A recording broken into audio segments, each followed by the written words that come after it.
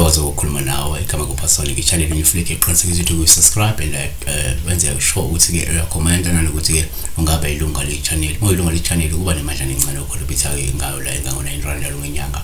Kalimofu ukunikela ngokuthe xaxa ungakwazi lisense account number ikhona lapha na ke kuyona le video ibhekayo. Inamba yami isense kuphela ngomlandeli. Inamba yami isense kuphela ukwenza ama call so 9 ekseni ya 5 ntambama. Ungangi WhatsApp ungangisendele SMS. Siyasakhuluma la noThami wakandlapho ebuza la ukuthi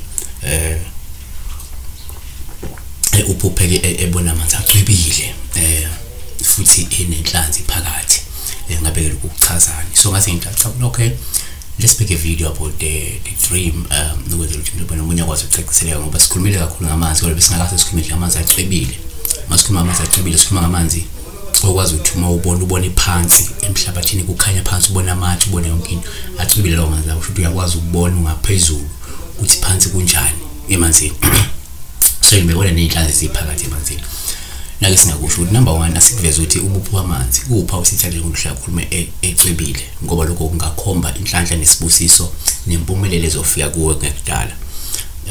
Baningi ngibazi abapha amanzi acwebile bese bephumelela bese beba nenhlanhla empilweni yabo. Number 2 kuyenzeka futhi umupha amanzi acwebile kube upha uluhle osuke nje lukhomba la ukuthi uzothola indaba ezinhle.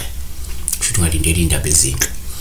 3 kuyenzeka futhi umupha amanzi kube upha uluhle uma ecwebile osuke luchaza nje ukuthi empeleni uma kunenhlanzi phakathi olusho inhlanhla nokuthi lindele okuhle nokumhlophe empilweni ngoba khumbula nenhlanhla nenhlanzi nayo inhlanhla moyibona yona ngokwayo. Futhi number 4 umupha amanzi upha oluhlume ecwebile futhi kunezinhlanzi phakathi ngoba lokho kwabanye kusho ukukhulelwa. Yabona noma kushisisa nokukhulelwa komunye umuntu. Number 5 asesithi ke upha amanzi.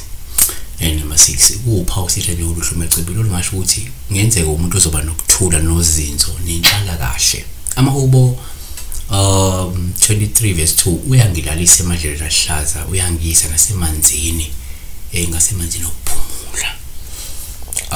Number 6 ukuyenza futhi umupha amanzi kuba upha oluhlume ecwebile usuke lusho nje ukuphela kwezinkathazo ukuxazululeka kweinkinga ngemuva kwesikhathi eside.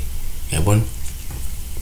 Number 7 asikubalule futhi ukuthi upha amanzi upha oluhlume ecwebile komunye lokhu kungachaza nje ukuthi lo muntu mhlawumbe usanda kuphenduka futhi usanda kwamukela insindiso uma kuumuntu wevangeli likaNkulunkulu.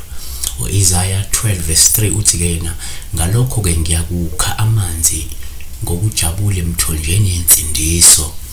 Ke number 8 futhi asikubalula ukuthi umupha amanzi kupha oluhle kakhulu uma ecwebile lungabe lusho nje isinto sokuthi mhlawumbe ulahle konke okubi futhi uzalwe kabusha ngombhabhadiso.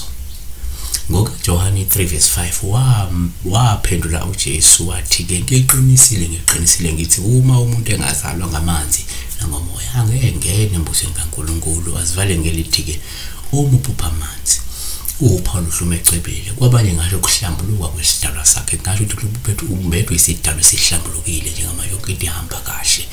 Yabona noma ke umuntu ombedwe amandla kamoya. Yabona siyabonga kakhulu. Be blessed. Besibeka amanzi acwebile amanzi amahle.